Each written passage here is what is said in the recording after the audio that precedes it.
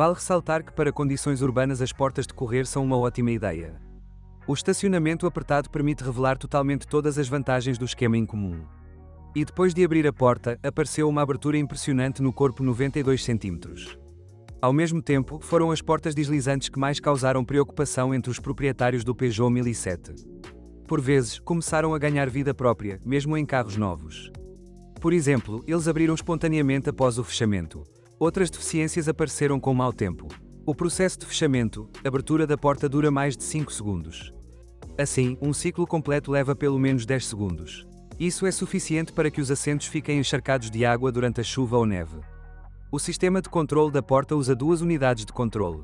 Um deles está instalado no pilar central, o segundo, diretamente na porta. Ambos estão conectados a uma rede multiplex e se comunicam através de um barramento de dados com o módulo multifuncional COM2002, situado sob o volante, ABS, ESP, módulo de airbag, bem como com a unidade inteligente BSI, que na verdade é o centro principal de toda a rede multiplex do carro. O módulo do airbag informa que ocorreu uma colisão, o que é um sinal para destravar as travas das portas. Do ABS, o sistema recebe informações sobre o início do movimento e, caso a velocidade ultrapasse 5 km/h, é recebido um comando para travar as fechaduras das portas. Mas, se a porta estiver aberta, após 5 km/h já não poderá ser fechada. Quanto à segurança, o servo-acionamento desliga se a porta repentinamente começar a apresentar resistência, por exemplo, se sua mão não for retirada. Se o acionamento elétrico falhar, a porta pode ser aberta manualmente. Se a tampa do tanque permanecer aberta, a porta do lado direito ficará bloqueada. Os problemas técnicos com portas podem ser divididos em dois grupos. Para falhas que podem ser resolvidas de forma relativamente barata e simples, e para problemas que exigem diagnósticos mais profundos. A substituição de alguns componentes será muito cara. O primeiro grupo inclui os casos em que as portas não permanecem na posição aberta ou, pelo contrário, recusam-se a fechar completamente. Um dos motivos são as guias sujas, será ouvido um guincho. Se a porta não travar na posição aberta, a culpa provavelmente é do microinterruptor de plástico localizado na parte traseira do trilho inferior. Os contatos do pilar são, por sua vez, os culpados pelo fechamento incompleto da porta. Existem vários contatos aqui. Alguns deles dão um sinal para a unidade de controle acionar o servomotor, que pressiona a parte traseira da porta contra o corpo. Outros contatos alimentam o servo da janela. Quando as portas estão abertas, as janelas são desligadas. Às vezes é possível se livrar da doença simplesmente limpando a sujeira dos contatos. O segundo grupo de problemas inclui falhas no sistema de controle de portas.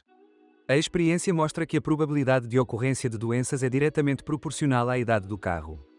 A porta deixa de responder aos comandos do botão no painel frontal e, consequentemente, no controle remoto do travamento central. Neste caso, a porta pode ser aberta simplesmente puxando a maçaneta, o que exigirá mais esforço. Na maioria das vezes, o servo-acionamento das fechaduras falha.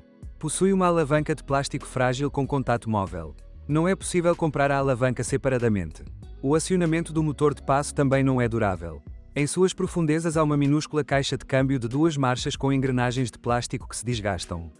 Inicialmente, o Peugeot 1007 estava equipado com 2 motores a gasolina e um a diesel, 1,48V, 1,616V e 1,4 HDI. Mais tarde foi oferecido um 1,416V e em 2007 um 1,6 HDI.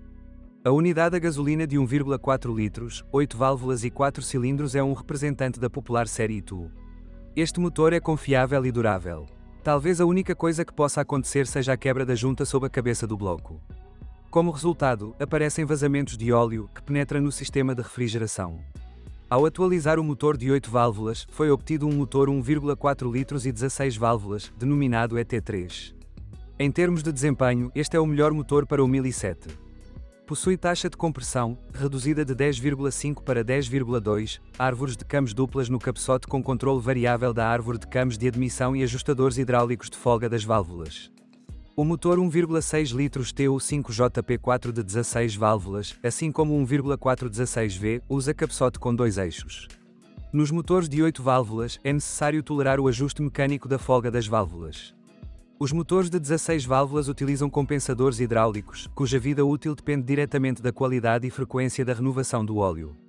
Com o tempo, eles ficam entupidos e, após uma partida a frio, o motor começa a chiar como uma máquina de costura. Com alta quilometragem, podem ocorrer trincas no coletor de escapamento dos motores da série TU, 1,48V e 1,616V. É melhor evitar as versões diesel. Felizmente, eles praticamente nunca ocorrem, pois um carro a diesel era muito caro quando novo. Em alta quilometragem, as arruelas de vedação sob os injetores podem perder o aperto. Isso leva à rápida degradação do óleo, à formação de depósitos de carbono e ao desgaste do motor e do turboalimentador. O mecanismo de distribuição de gás de todos os motores, sem exceção, é acionado por uma correia dentada. Mecânicos experientes recomendam trocá-lo a cada 60.000 km. Um motor a gasolina de aspiração natural de 1,4 litros requer óleo Scion 10W40, outros requerem óleo 5W40. No caso de unidades a gasolina, o óleo deverá atender à norma APS-H/SJ, e no caso de unidades a diesel, a CAB 396.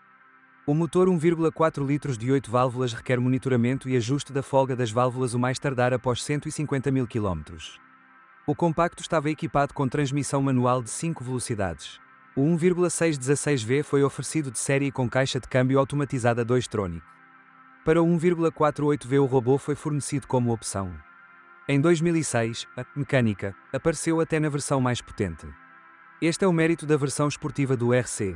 Uma transmissão automática é de longe a forma mais barata de atrair clientes que preferem uma automática. Uma transmissão automática clássica com conversor de torque é muito cara para este segmento. 2-tronic é o mesmo robô do Citroën Senso-Drive. É designado como MA5, a partir disso fica claro que a unidade é baseada em uma caixa de câmbio manual MA5. A diferença entre eles é perceptível do lado de fora, onde está instalado um bloco com 3 servomotores de passo. 2 deles são responsáveis pela mudança de velocidade e o terceiro controla a embreagem. Durante a operação, o mecanismo da embreagem se desgasta, a funcionalidade e a precisão do sistema diminuem. Todos os servomotores são combinados em uma única unidade de controle. Como o 2-tronic utiliza uma embreagem convencional, a unidade de controle deve conhecer os limites da embreagem, ou seja, deve ser adaptado. Caso contrário, a caixa não funcionará perfeitamente. Além disso, ocorre desgaste prematuro da embreagem. Vale ressaltar que a embreagem nas transmissões manuais dura muito mais. O manuseio do Peugeot merece classificações médias. Mas o nível de conforto ao dirigir em lombadas é verdadeiramente francês. O 1007 se move suavemente através das aberturas da estrada sem causar qualquer choque indevido aos passageiros. A dianteira usa amortecedores MCPR são clássicos e a traseira usa uma barra de torção com molas e amortecedores espaçados. Apesar da simplicidade do design, a resistência da suspensão não impressiona. Os amortecedores às vezes exigem substituição após 30.000 km e, um pouco mais tarde, os rolamentos de apoio. Em alguns casos, são observados cliques ao girar o volante, a coluna de direção precisará ser reparada ou substituída.